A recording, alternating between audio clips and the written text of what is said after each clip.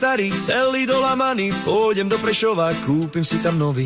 Slečny ma videli, olej kupovali, že by namastili ten môj vozík starý.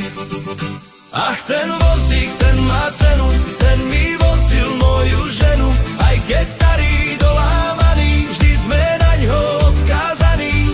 Tej stručnej hovorím, sadaj, nech sa páči, domov si odveziem ženu na tragači. Ten môj tragač starý, ten má veľkú cenu, na ňom som doviezol ženu premilenú. Ach, ten vozík, ten má cenu,